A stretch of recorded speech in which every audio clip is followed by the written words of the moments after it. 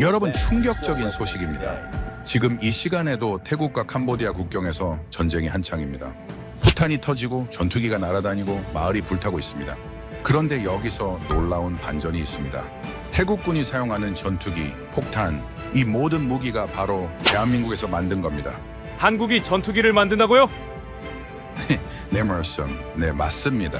우리가 만든 FA-50 전투기가 지금 실전에서 캄보디아 군사기지를 날려버리고 있습니다. 처음엔 이스라엘 무기를 썼던 태국이 이건 안 되겠다 싶어서 한국 무기로 바꿨는데 그 결과가 어땠을까요?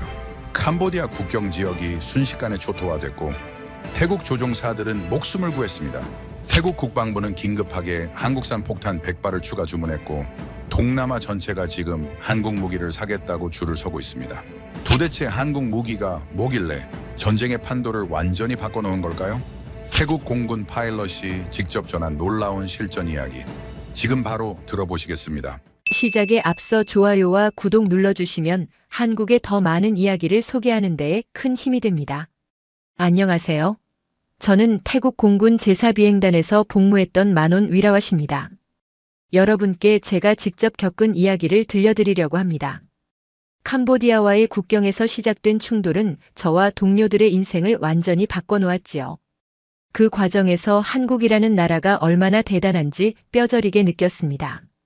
국경에서 총소리가 처음 들렸을 때만 해도 대수롭지 않았어요. 태국과 캄보디아는 오래전부터 국경 문제로 자주 다퉜거든요.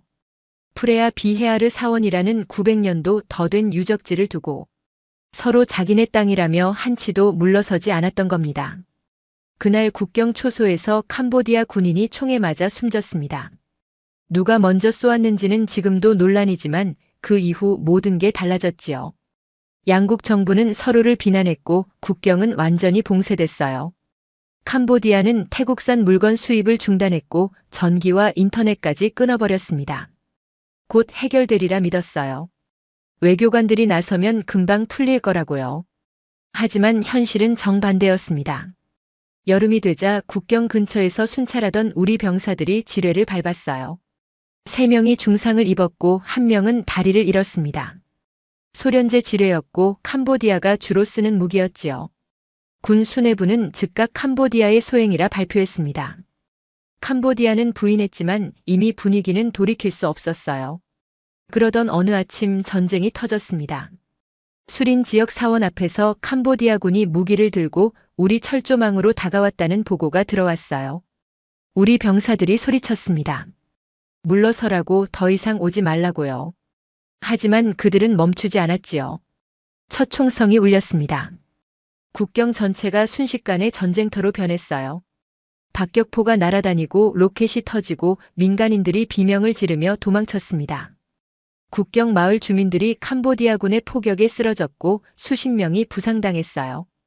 저는 기지에서 긴급 출격 명령을 받았습니다. 조종사 대기실로 뛰어갔을 때 동료들의 얼굴은 창백했지요. 누구도 말하지 않았지만 우리 모두 알고 있었습니다. 이건 단순한 충돌이 아니라 진짜 전쟁이라는 걸 말이에요. 전투는 갈수록 격렬해졌습니다.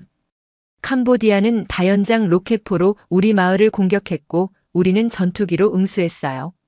하지만 이상했습니다. 캄보디아엔 전투기가 한 대도 없었거든요.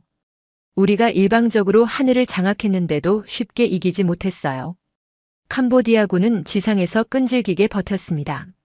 로켓포와 대포로 계속 우리를 공격했고 국경 마을들은 매일 폭격에 시달렸지요. 주민들은 짐을 싸서 피난길에 올랐어요. 수만 명이 고향을 떠나야 했습니다. 우리는 매일같이 출격했고 캄보디아 진지를 폭격했어요. 하지만 뭔가 이상했습니다. 분명히 폭탄을 떨어뜨렸는데 제대로 맞지 않는 경우가 많았거든요. 그때 깨달았지요. 우리가 쓰던 무기에 문제가 있다는 걸 말입니다. 한동안 소강 상태가 이어졌어요. 외교적 협상이 진행됐고 미국 대통령이 중재에 나섰다는 소식도 들렸습니다. 잠시 희망이 보이는 듯 했지요. 하지만 그건 폭풍 전야에 불과했어요. 가을이 지나고 겨울이 오자 다시 총성이 울렸습니다. 이번엔 더 심각했어요. 양측 모두 대규모 병력을 동원했고 중화기까지 끌어왔지요. 그리고 겨울 어느 날 캄보디아군이 기습 공격을 감행하며 전면전이 시작됐습니다. 이번엔 달랐어요. 국경 일부가 아니라 전체 국경선에서 동시에 전투가 벌어졌거든요. 산악지대부터 해안까지 모든 곳에서 포성이 울려 퍼졌습니다. 기지는 비상이 걸렸고 우리 조종사들은 교대로 쉬지 않고 날아야 했어요. 하루에 서너 번씩 출격했습니다. 피곤함보다 두려움이 더 컸지요. 캄보디아가 중국으로부터 받은 신형 로켓포는 사거리가 어마어마했거든요. 우리 수도까지 날아올 수 있는 거리였습니다. 민간인 피해도 급증했어요. 우리 쪽에서 수백 명이 죽거나 다쳤고 캄보디아도 마찬가지였습니다. 매일 아침 사상자 명단이 발표될 때마다 가슴이 무너져 내렸지요. 저는 매일 밤 생각했습니다. 이 전쟁이 언제 끝날까? 얼마나 더 많은 사람이 죽어야 할까? 그때는 몰랐어요. 우리 손에 곧 새로운 무기가 쥐어질 거라는 걸 말입니다. 바로 대한민국이 만든 전쟁의 판도를 완전히 바꿔놓을 전투기였지요. 처음 들었을 때 솔직히 믿기지 않더군요. 한국이 전투기를 만든다고요? 저는 한국하면 삼성 휴대폰이나 현대 자동차 정도만 떠올렸거든요. 전투기는 미국이나 러시아, 유럽 같은 강대국들만 만드는 줄 알았는데 말입니다. 그런데 우리 기지에 이미 그 전투기가 있었어요. 몇 년 전에 들여온 거였지요. 이름은 FA-50 한국항공우주산업이라는 회사에서 만든 경공격기였습니다. 브리핑실에서 상관이 설명하더군요. 이 전투기는 미국 전투기 성능의 70% 정도 된다면서 하지만 가격은 절반도 안 된답니다. 게다가 고장이 나도 한국에서 바로 기술자가 와서 고쳐준다는 거예요. 미국이나 유럽 전투기는 부품 하나 고치려면 몇 달씩 기다려야 하는데 말이죠. 솔직히 그때도 반신반의했어요. 아무리 그래도 실전에서 제대로 될까 싶었거든요. 전투기라는 게 목숨을 걸고 타는 건데 검증이 안 된 무기를 어떻게 믿을 수 있겠습니까? 상황이 급박하게 돌아간 건 그 무렵이었습니다. 우리가 쓰던 미국제 전투기들은 출격 횟수가 너무 많아서 정비가 필요했어요. 유럽제 전투기도 마찬가지였지요. 기체에 무리가 가기 시작했고 부품도 떨어져가는 상황이었습니다. 지휘부가 결정을 내렸어요. 한국제 전투기를 실전에 투입하겠다고요. 출격 명단에 제 이름이 올라왔습니다. 한국 전투기를 처음 타본다는 긴장감도 있었지만 무엇보다 두려웠어요. 전투기 조종사에게 기체는 생명과 직결되는 문제거든요. 잘못하면 하늘에서 떨어져 죽을 수도 있었으니까요. 경납고로 들어갔을 때 그 전투기를 봤습니다. 생각보다 날렵하더군요. 미국제보다 조금 작았지만 날개와 동체 라인이 정말 깔끔했어요. 정비사들이 최종 점검을 하고 있었지요. 조종석에 앉았습니다. 계기판을 확인하는데 손이 떨렸어요. 평소엔 이러지 않았는데 말이죠. 엔진을 켰을 때 진동이 매끄럽게 느껴졌습니다. 소음도 생각보다 적었어요. 활주로에 섰을 때 관제탑에서 허가가 떨어졌습니다. 스로틀을 당겼어요. 엄청난 추진력이 느껴지더군요. 순식간에 속도가 붙었고 기체가 가볍게 떠올랐습니다. 하늘에 올라가자 놀라웠어요. 조종감이 굉장히 부드러웠거든요. 미국제 전투기보다 훨씬 다루기 쉬웠습니다. 선회할 때도 반응이 빨랐고 기동성은 정말 뛰어났지요. 목표 지점으로 날아갔습니다. 캄보디아 국경 근처 군사시설이었어요. 레이더에 포착됐고 폭격 준비에 들어갔습니다. 그때였어요. 갑자기 경고음이 울렸습니다. 적의 대공 미사일이 날아오고 있다는 신호였거든요. 심장이 쿵쾅거렸습니다. 재빨리 회피 기동에 들어갔어요. 한국제 전투기는 제 조작에 정확히 반응했습니다. 급강하했다가 급상승하고 좌우로 선회하며 미사일을 따돌렸어요. 미사일이 빗나갔습니다. 살았다는 안도감이 밀려오더군요. 다시 목표물을 조준했어요. 폭탄 투하 버튼을 눌렀고 기체가 가벼워지는 게 느껴졌습니다. 폭탄이 떨어지는 걸 확인하고 즉시 귀환했어요. 기지로 돌아와 착륙했을 때 다리가 후들거렸습니다. 조종석에서 내려 땅을 밟는 순간 살아 돌아왔다는 실감이 났어요. 정비사가 달려왔습니다. 기체 상태를 점검하더니 고개를 끄덕이는 거예요. 아무 문제 없다고 했습니다. 한 번 출격했다 왔는데도 기체가 멀쩡했던 겁니다. 그날 저녁 동료 조종사들과 이야기를 나눴어요. 모두 한국제 전투기에 대해 칭찬 일색이었습니다. 다루기 쉽고 성능도 좋고 무엇보다 믿을 만하다는 거였어요. 며칠 뒤 본격적인 작전이 시작됐습니다. 우리는 한국제 전투기를 타고 캄보디아 내륙 깊숙이 날아갔어요. 국경에서 수십 킬로미터 떨어진 곳까지 들어갔지요. 목표는 캄보디아군이 숨겨둔 카지노 건물이었습니다. 겉으로는 카지노였지만 실제로는 군사기지로 쓰이고 있었거든요.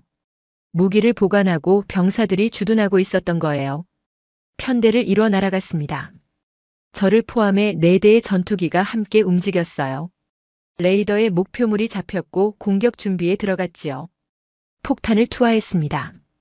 거대한 폭발이 일어났고 카지노 건물이 무너져 내렸어요. 이어서 다른 전투기들도 폭탄을 떨어뜨렸습니다. 건물 전체가 불타올랐지요. 임무를 완수하고 귀환하는 길이었어요. 무전기로 지휘부에서 연락이 왔습니다. 잘했다고 목표물을 완전히 파괴했다더군요. 그때부터였습니다. 한국제 전투기가 본격적으로 실전에 투입되기 시작한 게 말이에요. 매일같이 출격했어요. 캄보디아 곳곳의 군사시설을 폭격했습니다. 연료 저장소, 통신기지, 병력 집결지까지 모두 우리 목표물이었지요.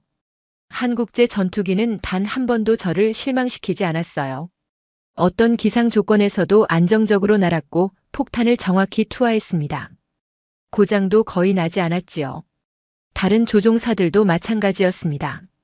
모두들 한국제 전투기를 신뢰하기 시작했어요. 목숨을 맡길만 하다고 느꼈던 겁니다. 어느 날 시엠립 근처까지 날아갔어요. 앙코르와트로 유명한 그 도시 근처였습니다. 캄보디아 내륙 깊숙한 곳이었지요. 그곳에도 적의 군사시설이 있었습니다. 피난민 수용소 근처였는데 캄보디아군이 그걸 방패 삼아 무기를 숨겨뒀던 거예요. 폭격 명령이 떨어졌습니다. 조심스러웠어요. 민간인 피해가 나면 안 됐거든요. 정확히 군사시설만 타격해야 했지요. 한국제 전투기의 정밀한 조종 덕분에 가능했습니다. 정확한 위치에 폭탄을 떨어뜨렸고 군사시설만 파괴됐어요. 민간인 피해는 없었습니다. 그 작전 이후 캄보디아군의 움직임이 눈에 띄게 줄었어요. 우리가 어디든 날아갈 수 있다는 걸 알았던 겁니다. 더 이상 안전한 곳이 없다는 것도 깨달았지요. 지휘부에서 칭찬이 쏟아졌습니다. 한국제 전투기가 전쟁의 판도를 바꿨다고 했어요. 실제로 그랬습니다. 우리가 하늘을 완전히 장악했고 캄보디아는 속수무책이었거든요. 그런데 문제가 하나 있었어요. 우리가 쓰던 폭탄이었습니다. 이스라엘에서 만든 폭탄이었는데 생각보다 성능이 좋지 않았거든요. 그때 또다시 한국이 등장했습니다. 한국산 폭탄이었지요. 이스라엘 폭탄의 문제는 사거리였습니다. 겨우 15km밖에 안 됐거든요. 그 말은 적진 가까이 날아가야 한다는 뜻이었지요. 캄보디아군은 중국에서 받은 대공 미사일을 갖고 있었어요. 사거리가 50km나 됐습니다. 우리가 폭탄을 떨어뜨리려면 적의 미사일 사정거리 안으로 들어가야 했던 거예요. 그게 얼마나 위험한지 아십니까? 조종사 입장에선 목숨을 거는 일이었습니다. 언제 미사일이 날아올지 몰랐거든요. 실제로 동료 한 명이 그렇게 당할 뻔했어요. 폭탄을 떨어뜨리려고 접근하는데 대공 미사일이 날아왔습니다. 간신히 피했지만 기체가 손상됐지요. 비틀거리며 겨우 기지로 돌아왔어요. 그 광경을 보고 모두 겁에 질렸습니다. 다음은 내 차례일 수도 있었거든요. 지휘부도 문제를 알았어요. 이대로는 안 되겠다 싶었던 겁니다. 조종사들의 목숨을 위험에 빠뜨리면서까지 작전을 강행할 순 없었지요. 그때 누군가 제안했습니다. 한국산 폭탄을 써보는 게 어떻겠냐고요. 사실 우리 기지에 한국산 폭탄이 조금 있었어요. 전투기를 살 때 같이 들여온 거였습니다. 20개 정도였지요. 처음엔 시험용으로만 생각했는데 실전에서 써야 할 상황이 온 겁니다. 브리핑실에서 설명을 들었어요. 이 폭탄 이름은 KGGB라고 했습니다. 한국 활공 유도 폭탄이라는 뜻이었지요. 특이한 점은 날개가 달려있다는 거였어요. 일반 폭탄에 날개와 유도 장치를 붙인 겁니다. 그래서 떨어뜨리면 활공하면서 날아간다고 했어요. 사거리가 얼마냐고 물었더니 70km 이상이라고 하더군요. 깜짝 놀랐습니다. 이스라엘 폭탄의 5배가 넘는 거리였거든요. 그 말은 적의 대공 미사일 사정거리 밖에서 폭탄을 떨어뜨릴 수 있다는 뜻이었어요.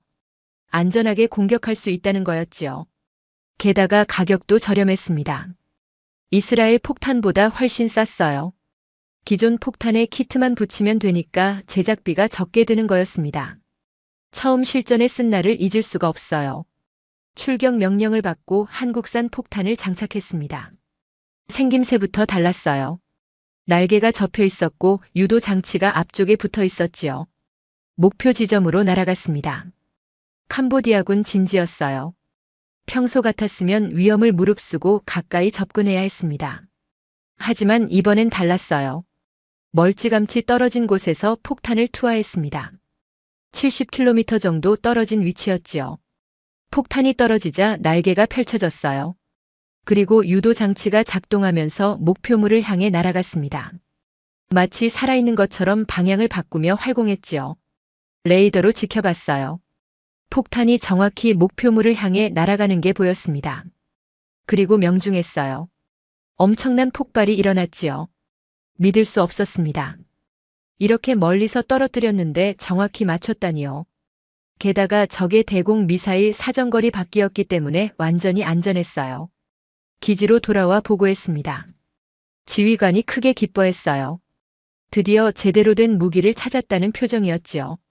그날 이후 한국산 폭탄이 주력이 됐습니다. 하지만 문제가 있었어요. 20개밖에 없었거든요. 매일 출격하다 보니 금방 떨어졌습니다. 열흘도 안 돼서 다 써버렸지요. 조종사들은 다시 한국산 폭탄을 달라고 아우성이었어요. 지휘부가 긴급히 한국에 연락했습니다. 추가로 구매하겠다고요. 100개를 주문했어요. 한국 측에서 빠르게 응답했습니다. 최대한 빨리 보내주겠다고 했지요.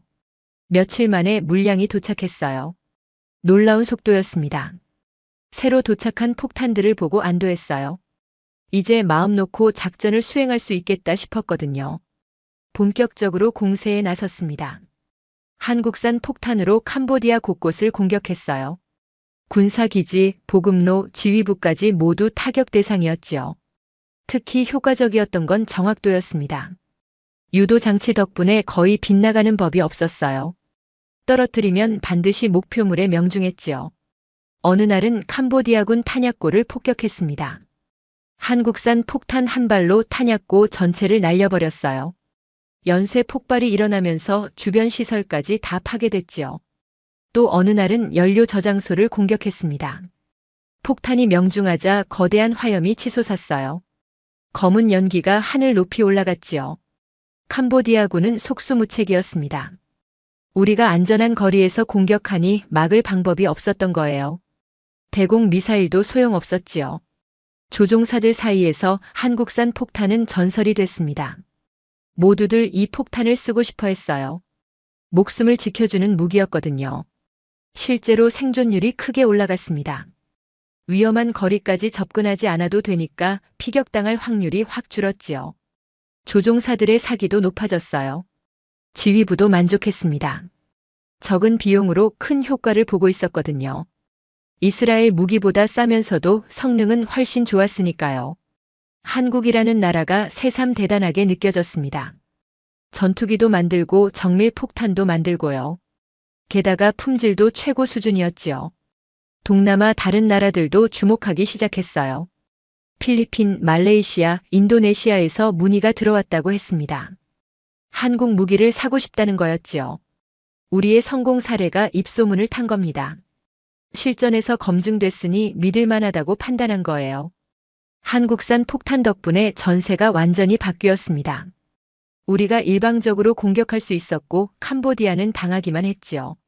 하늘을 장악하자 모든 게 달라졌습니다. 우리 지상군이 국경을 넘어 진격할 수 있게 됐거든요. 첫 번째 목표는 국경지대 카지노들이었어요. 화려한 외관 뒤에 숨겨진 진실을 우리는 알고 있었습니다. 지하 무기고 로켓포 발사대, 병력 주둔지까지 갖춘 완벽한 군사기지였던 거죠. 밤마다 네온 사인을 켜놓고 카지노 행세를 했지만 실상은 우리 마을을 공격하는 로켓이 그곳에서 날아오고 있었어요. 지휘부의 명령이 떨어졌습니다. 모조리 파괴하라고요. 편대 비행으로 첫 번째 표적에 접근했어요. 국경 넘어 보이는 거대한 건물이 레이더에 잡혔습니다. 한국산 폭탄 투하 준비를 마쳤지요. 버튼을 눌렀고 폭탄이 활공하며 목표물을 향해 날아갔어요. 정확한 명중이었습니다. 건물 중앙부가 폭발하며 주저앉기 시작했어요. 뒤따르던 편대원들도 연속으로 폭탄을 투하했습니다. 두 번째, 세 번째 폭발이 이어졌지요. 지하 무기고가 터지면서 불기둥이 하늘 높이 치솟았어요. 건물 전체가 순식간에 잔해로 변했습니다. 다음 카지노로 이동했어요. 좀 더 내륙 쪽에 위치한 곳이었습니다. 같은 방식으로 접근했고 한국산 폭탄이 또다시 정확히 명중했지요. 폭발음과 함께 두 번째 거점이 사라졌어요. 하루 종일 날아다녔습니다. 5개 카지노를 차례로 폭격했어요. 해질 무렵 마지막 목표물까지 완전히 파괴했지요. 캄보디아군의 주요 거점들이 지도에서 지워진 겁니다. 이틀째 되는 날 목표가 바뀌었어요. 연료 저장 시설이었습니다. 캄보디아군 차량과 발전기를 가동하는 핵심 자원이었지요. 위치 정보를 받았어요. 국경에서 그리 멀지 않은 곳에 대형 탱크들이 밀집해 있었습니다. 신중하게 접근했어요. 연료 탱크 폭발은 통제하기 어렵거든요. 조준을 완벽하게 맞춰야 했습니다. 한국산 폭탄을 투하했어요. 세상이 붉게 물들었습니다. 폭발과 동시에 연료가 분출하며 거대한 화구를 만들었어요. 하늘에서도 열기가 느껴질 정도였지요. 검은 연기 기둥이 수 킬로미터 높이까지 솟아올랐습니다. 두 번째, 세 번째 탱크도 연쇄 폭발했어요. 저장소 전체가 불바다가 됐습니다. 캄보디아군은 이제 연료 공급이 끊겼어요. 차량도 못 움직이고 발전기도 가동할 수 없게 된 겁니다. 사흘째는 통신시설을 타격했습니다. 높이 솟은 안테나 탑들이 목표물이었어요. 정확한 폭격으로 탑들을 쓰러뜨렸습니다. 통신망이 두절되자 캄보디아군은 부대 간 연락조차 할 수 없게 됐지요. 일주일 동안 쉬지 않고 공격했어요. 탄약고, 병영, 지휘소, 보급 창고까지 하나도 남기지 않았습니다. 한국산 폭탄은 단 한 발도 빗나가지 않았어요. 투하하면 반드시 명중했습니다. 그러던 중 중요한 정보가 들어왔어요. 시엠립 근처 앙코르와트에서 그리 멀지 않은 곳에 캄보디아군 주요 기지가 있다는 첩보였습니다. 병력 집결지이자 중국에서 받은 로켓포 배치 장소라고 했어요. 깊숙한 내륙 침투 작전이었습니다. 위험 부담이 컸지요. 하지만 한국산 폭탄의 사거리라면 충분히 가능했어요. 대규모 편대를 구성해 출격했습니다. 목표 지점까지 저고도로 접근했어요. 레이더의 기지가 포착됐습니다. 건물 여러 채와 로켓포 발사대들이 보였지요. 안전거리에서 일제히 폭탄을 투하했어요. 하늘이 폭탄으로 가득 찼습니다. 활공하며 목표를 향해 날아가는 모습이 장관이었지요. 연속 명중이었어요. 첫 번째 건물이 무너지고 로켓포가 파괴됐습니다. 2차 폭발이 연쇄적으로 일어났어요. 기지 전체가 화염에 휩싸였습니다. 병사들이 흩어져 달아나는 게 보였지요. 추가 폭격을 가했어요. 완전히 초토화시켰습니다. 기지는 흔적도 없이 사라졌지요. 그날 이후 캄보디아군의 저항이 급격히 약해졌어요. 더 이상 조직적인 공격을 해오지 못했습니다. 우리 지상군이 본격적으로 진격하기 시작했지요. 국경을 넘어 캄보디아 영토로 들어갔어요. 저항다운 저항이 없었습니다. 공군이 미리 모든 걸 쓸어버렸기 때문이었지요. 무기도 연료도 통신망도 없는 군대는 싸울 수가 없었던 겁니다. 마을 하나하나를 점령해 나갔어요. 주민들은 이미 피난을 떠난 뒤였습니다. 텅 빈 거리만 남아 있었지요. 캄보디아 정부가 항해 성명을 냈습니다. 영토 침략이라고 규탄했어요. 하지만 막을 힘이 없었지요. 국제사회도 개입을 시도했습니다. 유엔 중재안이 나왔고 미국도 휴전을 촉구했어요. 전투는 멈추지 않았습니다. 우리가 압도적 우위에 있었거든요. 한국 무기 덕분이었지요. 매일 전투기가 날아다녔고 폭탄이 떨어졌습니다. 캄보디아는 당하기만 했어요. 조종사들의 자신감은 하늘을 찔렀습니다. 한국 무기를 완전히 신뢰하게 됐거든요. 어떤 임무든 해낼 수 있다고 믿었지요. 실제로 그랬어요. 단 한 대도 격추되지 않았습니다. 모두 무사 귀환했지요. 명중률은 거의 완벽했어요. 한국산 폭탄을 투하하면 반드시 맞췄습니다. 캄보디아 전역이 우리 사정거리 안에 들어왔지요. 어디든 날아갈 수 있었고 무엇이든 파괴할 수 있었습니다. 전투기 한 대 없는 캄보디아군은 완전히 무력화됐어요. 하늘을 빼앗긴 군대가 어떻게 싸우겠습니까? 한국 무기가 전쟁의 승패를 완전히 갈라놓은 겁니다. 캄보디아가 중국에 긴급 지원을 요청했다는 정보가 들어왔어요. 오랜 우방인 중국이 가만히 있을 리 없었지요. 얼마 안 가 위성 사진에 뭔가 포착됐습니다. 대형 트럭 행렬이 캄보디아 국경으로 이동하고 있었어요. 적재물은 다연장 로켓포였습니다. 중국제 PHL-3이라는 최신형 무기였지요. 긴급 브리핑이 소집됐어요. 정보 장교가 설명하더군요. 사거리 160km 국경에서 발사하면 방콕 외곽까지 도달한다고요. 심각한 위협이었습니다. 며칠 뒤 그 위협이 현실이 됐어요. 국경 초소를 향해 로켓이 날아왔습니다. 엄청난 폭발이었어요. 초소 건물이 완전히 날아가 버렸지요. 병사들은 다행히 미리 대피해서 목숨을 건졌지만 파괴력만큼은 충격적이었습니다. 지휘부가 긴급 작전 회의를 열었어요. 저 로켓포를 반드시 제거해야 한다는 결론이 나왔습니다. 문제는 위치였어요. 시엠립 인근 120km 떨어진 곳에 배치돼 있었거든요. 하지만 우리에겐 해결책이 있었습니다. 한국산 폭탄이었지요. 70km 이상 활공하니까 접근만 하면 타격 가능했어요. 대규모 출격 명령이 떨어졌습니다. 6대 편대로 구성됐고 저도 포함됐지요. 목표 지점을 향해 비행했어요. 레이더가 로켓포 위치를 정확히 잡아냈습니다. 트럭 5대가 일렬로 배치돼 있었어요. 공격 개시 신호가 떨어졌습니다. 한국산 폭탄을 투하했어요. 6발의 폭탄이 동시에 활공하며 목표를 향해 날아갔지요. 첫 번째 명중과 동시에 로켓들이 연쇄 폭발했습니다. 트럭 전체가 화염에 휩싸였어요. 두 번째, 세 번째 폭탄도 정확히 떨어졌습니다. 거대한 불기둥이 치솟았지요. 중국제 로켓들이 한꺼번에 터지면서 엄청난 폭발이 일어났어요. 캄보디아의 최후 반격 수단이 완전히 파괴된 순간이었습니다. 한국 무기가 중국 무기를 이긴 거였어요. 이 소식이 동남아 전역에 퍼졌습니다. 한국 무기가 중국 무기보다 우수하다는 게 실전으로 증명된 거였지요. 각국 군 관계자들이 주목하기 시작했어요. 캄보디아는 포기하지 않았습니다. 중국에서 또 다른 무기를 들여왔어요. 대공 미사일이었습니다. 우리 전투기를 격추하려는 시도였지요. 하지만 소용없었어요. 한국산 폭탄의 사거리가 대공 미사일보다 길었거든요. 우리는 미사일 사정거리 밖에서 공격했습니다. 캄보디아군은 우리 전투기를 보면서도 손쓸 방법이 없었어요. 답답했을 겁니다. 적이 눈앞에 있는데 무기가 닿지 않으니까요. 반면 우리는 안전거리에서 원하는 대로 공격할 수 있었지요. 중국도 더 이상 무기 지원을 하지 않았습니다. 보내줘봤자 파괴될 게 뻔했으니까요. 한국 무기의 우수성이 완벽하게 입증된 거였어요. 가성비도 비교가 안 됐습니다. 중국 무기보다 저렴하면서 성능은 월등했거든요. 실전 검증까지 마쳤으니 의심의 여지가 없었지요. 동료 한 명이 말했어요.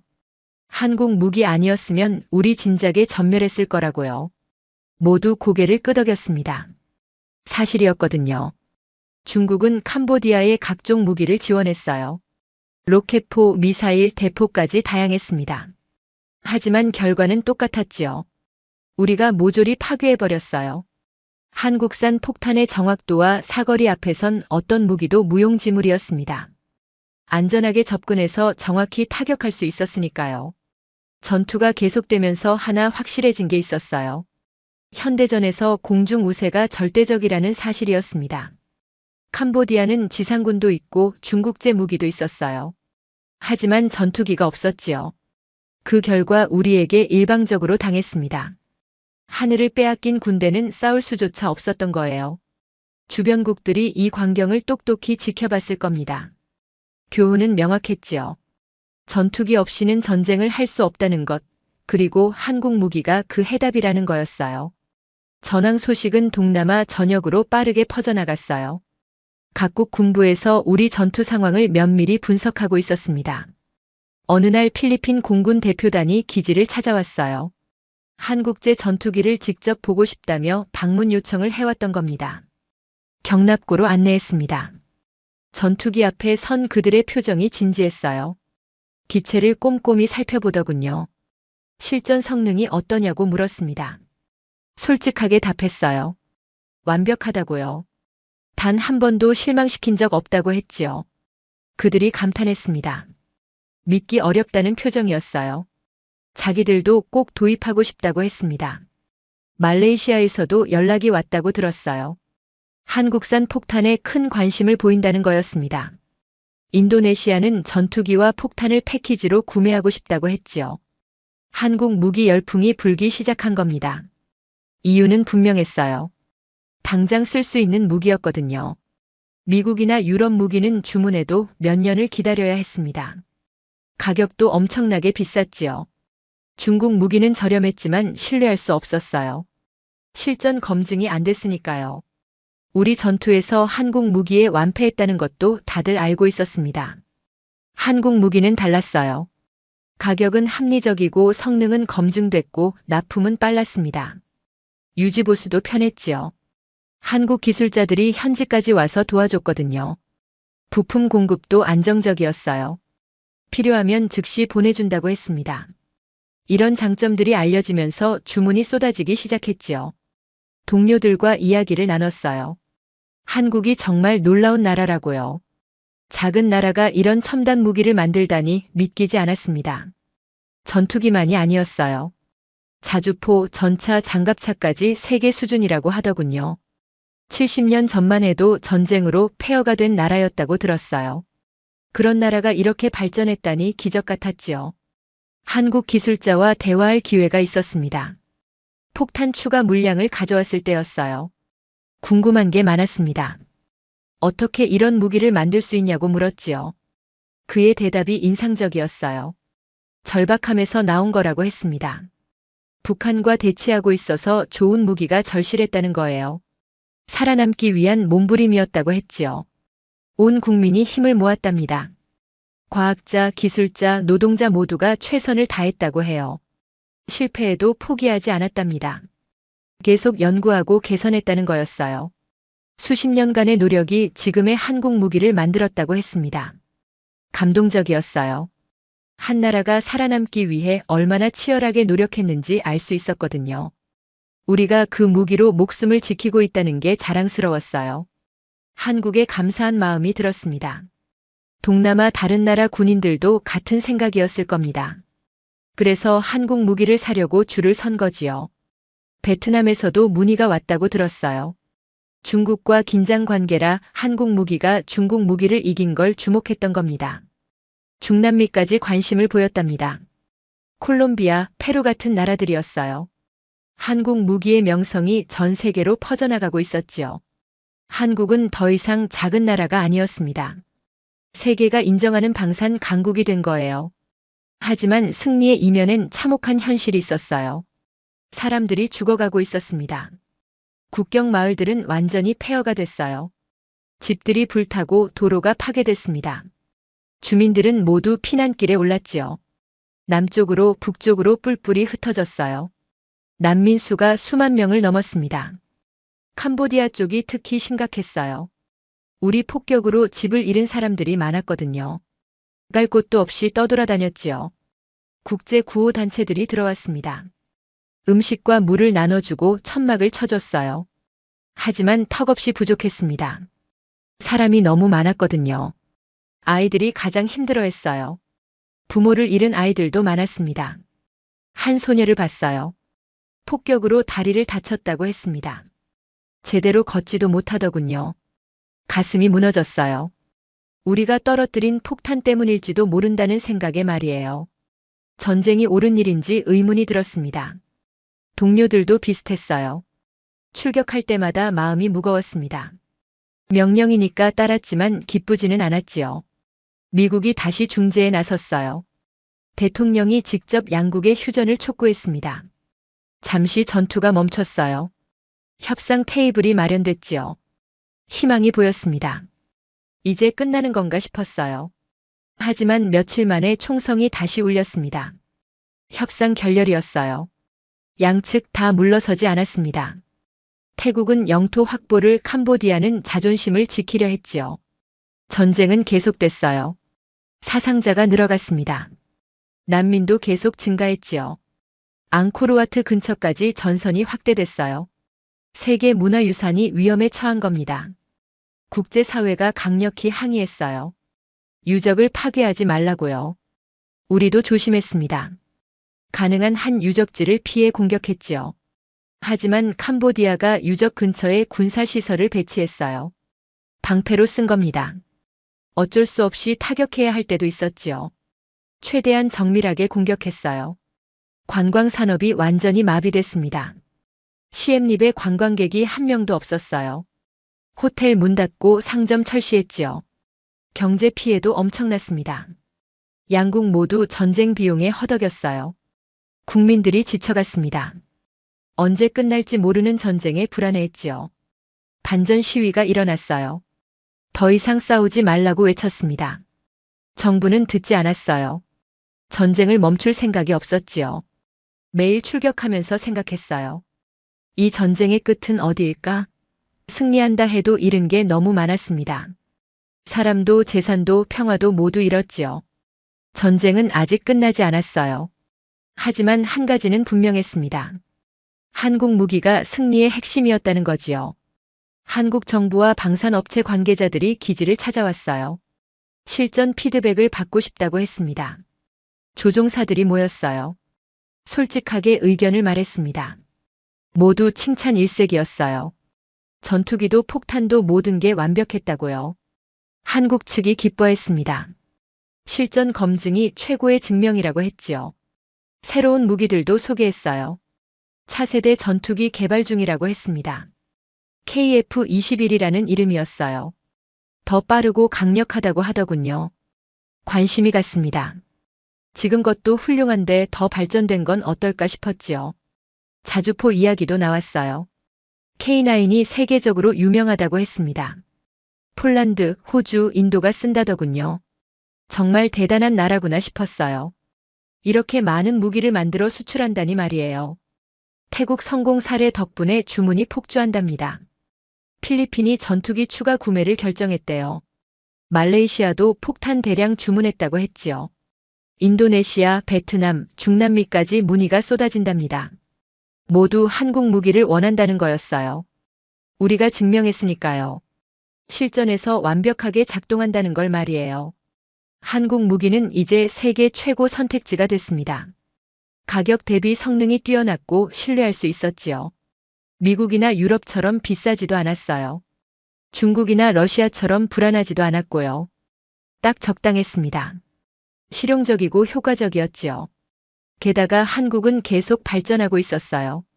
새 기술을 개발하고 더 나은 무기를 만들었습니다. 미래가 기대됐어요. 얼마나 더 발전할지 궁금했지요. 한국이라는 나라에 깊은 존경심이 생겼습니다. 작았지만 포기하지 않았어요. 계속 노력해서 마침내 성공했지요. 전쟁 폐허에서 시작해 세계 강국이 됐어요. 기술력도 키우고 경제도 발전시켰습니다. 이제는 다른 나라들을 돕고 있었지요. 좋은 무기를 만들어 팔아주면서 말이에요. 저처럼 한국 무기로 목숨 구한 사람이 얼마나 많을까요? 앞으로 더 많은 사람이 한국 무기를 쓸 겁니다. 안전하게 임무 수행할 거예요. 한국은 세계 평화에 기여하고 있었어요. 좋은 무기로 나쁜 세력을 막는 거지요. 자랑스럽게 말할 수 있습니다. 제가 탄 전투기는 한국산이라고요. 떨어뜨린 폭탄도 한국산이라고요. 그 무기들 덕분에 살아남았다고요. 한국 정말 위대한 나라입니다. 작지만 강하고 포기하지 않고 계속 발전하는 나라였지요. 세계가 인정하는 방산 강국이 된 한국을 응원합니다. 앞으로도 더 좋은 무기를 만들어주길 바랍니다. 저 같은 조종사들이 안전하게 임무 수행할 수 있도록요. 저의 이야기는 여기까지입니다. 들어주셔서 감사합니다. 오늘 사연은 여기까지입니다. 태국 조종사가 전하는 한국 무기의 실전 증명 스토리 어떠셨나요? 사연의 주인공에게 응원의 댓글을 남겨주세요. 지금까지 감동정거장에서 사연 전해드렸습니다. 사연이 마음에 드셨다면 좋아요와 구독 부탁드립니다. 시청해주셔서 감사합니다.